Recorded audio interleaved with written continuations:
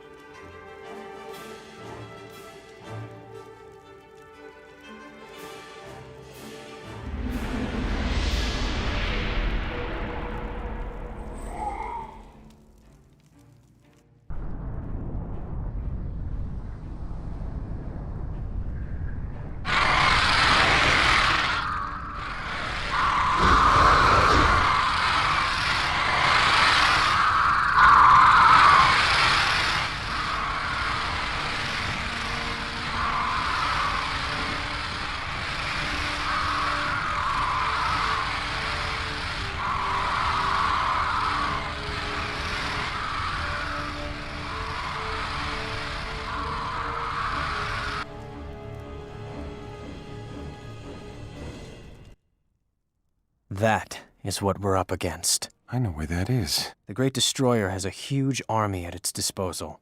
I know where that is. And it will take every dwarf still living to find its lair. Curse me for an apprentice, I know where that is. You've been there? I've been to the central transfer chamber. That cavern is adjacent to it. The big statue practically bleeds magic. It's why we built the chamber there in the first place. If we know its lair, we can strike against it.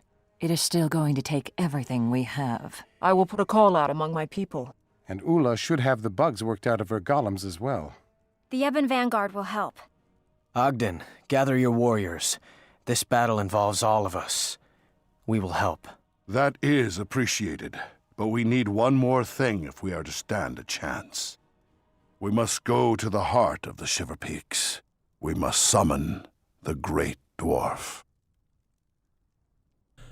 Ooh, okay, awesome. So, a couple of things to note about that cutscene when it like panned up, and in fact, you know what? I think I'll play it again, but with my volume a little bit higher and cut it in, because every single one of those things, when you're in the chamber, it's all so quiet, isn't it? It's unbelievable. Yeah. So, hold on, I'll quickly do that. Alright, awesome, much better. Okay, so yeah, that giant, like, dragon head that the camera pans up to, and I've not directly said this as we've kind of gone through the Let's Play, and I kind of wonder why, because I kind of feel like it's a bit of a spoiler, but they're not that dramatic about it. That dragon there is one of the Elder Dragons. That's the first one, technically, I guess, that we ever see in Guild Wars. And indeed, we've not seen any of the Elder Dragons in Guild Wars 2. That's, like, obviously massive spoilers, and they haven't revealed that. They've just told us that they're big. But we have, in fact, yeah, we've seen Pridomus. He might look very different come Guild Wars 2, but that is Pridomus' head, and he's right there. And this thing that Vec mentions about how they build the central transfer chamber right adjacent to it because it bleeds magic energy off. A couple of episodes ago, I was talking about ore and the fact that Zitans asleep under ore. One of the most interesting things about that is I was going to go on to say that they could have built ore there to take advantage of the magic that, like, Zitan was, like, bleeding off, to use Vec's term, without really realising it. And we see that people do that in the central transfer chamber where Pridomus is, which is quite interesting. We'll obviously see more of that as we go through, but that's our destination now. We do have one thing that we want to do first, though, obviously, which is work with the dwarves here. We heard in the previous vision about 2 videos ago now, the dwarves want to do some passage that will forever change them. That's basically getting that done is going to be what this episode's all about. Also, you look at my party, you might have noticed him out there, Matt Greenspring, he's in my party. All 3 of the characters are going to be together again. So what I'm going to do is when we're actually going through and this isn't going to be the whole way through this arc, this isn't going to happen, but when we do this next quest, this next quest actually, it takes us into a dungeon. Dungeons are obviously a big part of Eye of the North, but they're also sort of side all alongside of Eye of the North, and you never really have to do any of them. But this is the one dungeon that you're actually specifically taken through in the main storyline. That's what we're going to be doing here. The dungeon itself isn't exactly that long, but it's pretty cool anyway. So we're going to play that together, and I'll be doing a bit of post commentary. But let's grab the quest first. Also, if I'm sounding a little bit hoarse today, that's because I'm rather hungover, so I do apologise for that. I wasn't actually going to film anything today, but like I looked on my channel and everybody's just been like going nuts and saying like, "Oh, it's so quiet," and I'm so annoyed because I thought, right, today's Sunday, I'm filming this, and I didn't film anything on Saturday, so I thought there was one day that we hadn't had a video. Turns out that one of the ones I'd already filmed, I haven't even uploaded yet. I've been trying to upload that loads, and I still haven't. It just hasn't gone up, so I'm really sorry about that, guys. As soon as I finish filming this, I'm going straight to YouTube and actually initialising that upload, so that should be the previous video. So yeah. Anyway, we'll continue on. I'll see you guys. Yes, we're making the same walk back to the Battle Depths. I'll see you guys there in a second. You guys going to be able to kill that? And we'll go through that big doorway that I talked about at the end of the last video, so it should be pretty cool. I love that. I've never really paid much attention to them, but I love like these little mine tracks that sort of are all broken down, but they're still vaguely in the floor. That's so awesome. I've never really paid any attention to what they were, but I guess that's that. Yeah. A nice big broken barrel of whatever alcohol was in that as well. Where are you, Charlie? Come on. Oh yeah, wait. Who do we want to have out? Where is Charlie? He's not in my inventory. Charlie? Why isn't Charlie in my inventory? Okay, that's weird. Alright, well, we'll get the Whiptail Devourer out instead. Alright, so here we are, guys.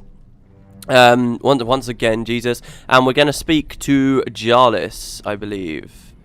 Yes, indeed we are. So, the moment of Dwarven destiny is almost at hand. We know the location of the Great Destroyer and must now seek the power and guidance of the Great Dwarf. For that we will need the Hammer of the Great Dwarf, an ancient and powerful relic hidden deep within the mountains themselves. Its exact location has remained hidden for centuries, only known to a single member of the Black Powder clan and handed down from generation to generation. Budger is the last of his lineage. Only he can lead you to it. Find him in the heart of the Shiver Peaks. Without your help, the dwarves will be forced to face our destiny alone. The blessings of the Great Dwarf will soon be upon you. I don't know how much I've spoken to dwarves, you guys might not know, but that is one of the default dialogues dwarves say when you talk to them. They say, blessings of the Great Dwarf upon you. So, it's pretty awesome. Alright, so we're going to go to the heart of the Shiver Peaks, which is down this way. And yeah, Budger Black Powder, it's pretty awesome, isn't it? He was actually, we knew him a long time ago. He was one of the people that was out there at Sorry's Furnace. In fact, he was involved in the last quest at Sorry's Furnace as well, which is quite fitting, I suppose. Remember here, you get him with you, he follows you around, you can pick up and drop the barrels. I remember I talked about him in Eye of the North. You can go see him outside Sifala. We don't actually have to go speak to him and tell him to come. He will just automatically be in the right place for you. So you just go to the dungeon and we'll find Budge there. Now, I can't quite tell. Wiki makes it sound like you can actually do this dungeon before you have the quest or something, but because he appears there anyway, it's a little bit weird. But obviously, like, you won't get credit for completing it, and it's a really cool, like, it's not really even a quest. It's like a quest that takes you through a dungeon, which is essentially what all the dungeons are like in this game. So really, this is our first experience of what a dungeon's like. It will come with an end boss and all kinds of awesome stuff like that. So hopefully you guys will see whether you like it or not. And you know, but most of the dungeons will follow the exact same format as what we're going to see here. You don't see, the thing is, we're going to like the heart of the Shiver Peaks. You'd think we were going to go really low down. Like, I guess we're like one floor down right now. This is like kind of like the hub area though, right? And even the heart of the Shiver Peaks, really, the first floor of that, which we'll see in a second when we go through this gate, is just like a hub area as well. But in any case, it's not that deep. I would have loved it if this was super deep. But yeah, you come out here. It's easy to get lost here, by the way. They're like chambers, and when I was like running through on a test video earlier, I was going through these and got completely lost. Don't go that way, just go the way I just showed you, and you can skip these guys and just go straight into this gate, okay? And when we go through here, when we're on the other side, our whole team will be together and I'll be doing post commentary, so I'll see you guys. Let me go through. I hate mind freeze so badly. Come on, there we go. I'll see you guys in a second for the heart of the Shiver Peaks. And hello everybody, it's no longer Sunday, it's Monday. I decided, we ran through the mission yesterday, we came through the dungeon, but it was like super late by the time we finished, so I thought, you know what, screw it, I'll do the post commentary tomorrow. So yes, I'm now speaking to you from Monday, and yeah, everything you're about to hear me say, literally, I'm just sat back here in my room watching us running through yesterday. So my brother was controlling Tom Bluewood, who, as you'll see, is with us. Matt's here as well. Tom, actually, you'll notice quite quickly, he'll be on the screen again soon enough, I think. I've bought everybody their new armor, and they all look awesome and sort of geared out. Which, by the way, I mean, Peter looks pretty good, I think. And Tom's got some really good armor as well, but I completely forgot to equip it on him for this video. I completely forgot. So, like, I think it was about now, actually, as we were walking through, and this was the second time we'd walked through to this area, but might I add. And you know, it's annoying going all the way down to the battle depths. So we got here, and I was like, oh crap, I haven't got Tom's armor on. So that will be next video. I'm sorry about that, but this is kind of cool, I guess. I mean, it means everybody's armor will slowly change as we go through. But yeah, there he is with his old dragon hat and so forth. So yeah, and also oh yeah, there's been lots of updates actually since the last video that I filmed and you guys saw. I was talking about how the Halloween masks, how they didn't add a trader for the Halloween masks after the event like they do for most of the other events, and it turns out that they did. Like, quite literally, I finished filming that, I finished editing it, started the upload on the first part, went on to the Arenanet blog, and straight away, I think it was the blog at least that they mentioned it, it was mentioned, oh hey, yeah, look, we want everybody to be able to get the hats, so we're adding them into the game. So I was like, oh, are you serious? A couple of minutes after I've just completely done this whole video and mentioned it, now you're telling me that the hats are available, which is, you know, it's not a horrible problem. It's actually really cool. I'm really glad that they decided to go ahead and do that. So hopefully we will see that hood on Matt eventually, but to be honest, you're not really missing out. The hood's not that incredible, to be quite frank, but yeah. So the dungeon itself, what is there really to say? It's not a very long dungeon, as I've already mentioned. You might hear me sort of say the same thing over and over, because obviously yesterday I spoke and I can't quite 100% remember what I said, but really the most interesting thing is this floor here. You can see that I've pressed U. Well, it's just gone now, but this is kind of the other hub level I was talking about. You might have seen that other exit on the map. You see that there in the bottom left hand corner? That's the one that actually takes you all the way out into the Tarnished Coast at the Sparklife Swamp, but which is really cool. I love the way that they kind of did this sort of interconnecting tunnels and stuff. I kind of wish that all the dungeons were like it, because I remember when Eye of the North was first coming out, I don't really care for dungeons that much in games, I've got to be honest. I mean, they're cool and they can be nice, but I don't know, I guess they're dungeons, to me, if you ask me, they're always kind of more of those like classic game elements and stuff, like roguelike games and stuff, you know, all the dungeons stuff. It's never really something that I've been that amazed with. But anyway, when Eye of the North was coming out, there was so much hype about dungeons and what they were going to be like, and it really sounded to me like, and I didn't pay that much attention to all the stuff they were saying when Eye of the North came out, but it really sounded to me like underneath Tyria was going to be this whole new world for us to explore. Like, they kept talking about the depths of Tyria, and it was this whole new, they described it as this whole new region, and it just definitely sounded like I was half expecting to, when we finally got underground, and the battle depths and heart of the Shiver Peaks, for me, this was the first time I'd ever really been underground in Eye of the North, aside from obviously walking through the Shards of Ore or getting here the first time. I was actually kind of half expecting to be able to press M and like have a whole new map, like, you know, like when we were in the Realm of Torment, like have a whole new map and maybe loads of outposts underneath. Now, there is an outpost that is set underneath Tyria, but like you don't get a separate map or region for it. It just appears at a random location over the Shiver Peaks, and that's kind of what I always thought. Oh, by the way, what we're seeing here, you see these undead unmountain paths. This is really cool. It's a really weird like moment, but you get loads of undead, these chained souls, but they're all monks. Now, I'm not saying it's impossible to kill them, just that it takes a really long time, and they're chained souls, so frankly there's no point in fighting them at all because they can't really do any damage to you. So yeah, you just get like this pool here. It's really weird, isn't it? Like with all of these like undead there that you don't really need to fight, and you can just run past them.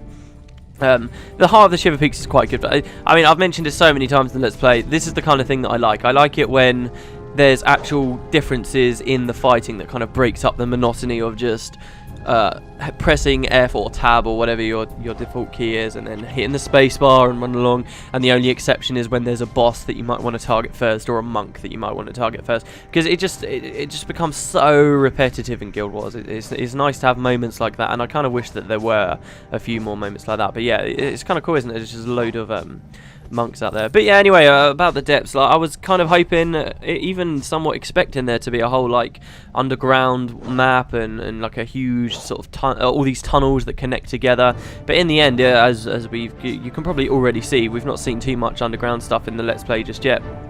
But it's just reused assets, and most of the dungeons are all in their own little instances, and it's quite rare for you to be able to move from one dungeon to the other, and indeed, which is what you can do here. But so yeah, I still like the dungeons, I still like the depths of Tyria. I just feel like there could have been so much more. Anyway, what we're looking at here, here's another weird bit. It's quite cool here. You get loads of like zombie brutes, as you can see here, but they're all allied to you, and a boss over the back, this guy, something the Putrid, I think that is, yeah, Jacardo the Putrid. But as soon as you go over and aggro him, all of the brutes will become hostile to you, and they will swarm you. In fact, I don't know whether I put my party window on here. I could actually see it, by the way, because obviously I'm playing side by side with my brother right now, so I'm just, whose finger's broken, by the way. So if you see like Tom Bluewood doing retarded stuff in this run through here, it's because my brother's middle finger's broken, so he could like barely move. It was quite awkward. But yeah, I could like look over on his screen on my secondary monitor and look at the party window and be sure that we were all doing okay. But yeah, I definitely do think that he died here. In fact, he kept dying. You'll see Tom Bluewood just hitting the deck constantly, eating the ground. He had like 60% death penalty by the end, which was really quite worrying for me. Anyway, yeah, this is weird, isn't it? Because all you get here is an area map, which in the dungeons you can just activate the area map, and then you can press U, as you can see here, and you'll see like it will highlight all the things of note there, and one of the things is a cracked wall. But that's about it. And you can completely ignore it, and all of them are allied to you, so you don't have to fight them at all. Still, I appreciate that it's there, and they give the players the option to do it. Anyway, here's Budger Black Powder. Yeah, sweet. So, like I said, you don't have to go speak to him. He'll just meet you here, and you can click him and continue the quest. So he says, we're going to show you those destroyers not to mess with the people of Tyria. You continue with the Heart of the Shiver Peaks. He says, come friends, drink with the last black powder before we depart. The trek through the Heart of the Shiver Peaks will be interesting, and by that I mean dangerous. We black powders have a sworn blood oath to protect the secret until the day the hammer was needed, and my ancestors took that oath mighty serious. So have a drink, I think he says. I couldn't quite read that, it turned off. But yeah, this is really weird. Look at this. The quest gives you an aged dwarven ale. He actually gives you drink to have a drink. And you don't have to click it for the quest. Really odd though, isn't it? Really unique. Very, very strange, and you can get drunk. As you can see, he acts like you would anywhere else. You can click him, get a barrel, drop the barrel. Now, you actually need this here. This is where I think if you don't have the quest, Budger might not appear, and you won't be able to get further through, because there are these cracked walls which you need his kegs to break through. Very similar to like in Sorry's Furnace, where we did those first quests, right, and there were places that we couldn't get through because we couldn't blow them open. But as soon as you get Budger with you, it will let you go further through. So our goal here is to go to the cracked wall. And yes, it might be quite nauseating watching this with all the drunken effects going along. The cracked walls themselves, he doesn't. There's a bit of dialogue that Budger will have later, where basically he explains that these cracked walls were. I think he mentioned that the cracked walls were essentially built by his family to prevent people from getting to places that were very sacred to the dwarves. But like that dialogue comes really late. It's like the last cracked wall in the entire quest, in the entire dungeon. So I'm kind of sitting here wondering, was that meant to be like that? Shouldn't that have been dialogue? I mean, we've seen it a lot before, right? Where Arenanet have put the dialogue in the wrong area. Like, for instance, Urgo's Warren, where it's supposed to slowly trickle through the whole mission, like in the deep, but instead it just throws every bit of dialogue at you straight away at the end. Seems kind of weird. It's not a big deal, I guess, but you have already been breaking down loads of cracked walls before Budger actually explains what the hell's going on. So, you'll see Tom Bluewood over there. He's got that barrel, but I decided I was going to break this first one. So you just walk over. The animation on this isn't actually too bad. You drop the barrel, and you can watch it blow up. And like the wall does crack into loads of little boulders, as you can see there, which is pretty cool. In Eye of the North, there are quite a few nice little animations, like that other one we saw with the big like Devourer catapult thing blowing up, or one of the chill houses or whatever it was. That was pretty cool as well. I have a feeling that that was supposed to have been used in like a cinematics though, and they just kind of reused it for us. But yeah, in any case, so we're coming up to the bottom. Well, I don't know really whether to call this the first floor. I guess it is the first floor, but we had to go through a different dungeon to get here. But we're coming up to the end here of the first one, and the other two floors are really quite short, so there's not too much to see there. There are a few new creatures though. Obviously, we've got the Skelk here. Love living underground. I actually really before I started doing the Let's Play, I didn't realise that you only really fought the Skelk underground, except that one group on your way to the Umbral Grotto. Way up north near the far Shiver Peaks. Those are the only ones above ground, and they have like a different colour, which is so cool. But like these ones are all white in our albino. It's pretty sweet. So yeah, you kill those, go through the door,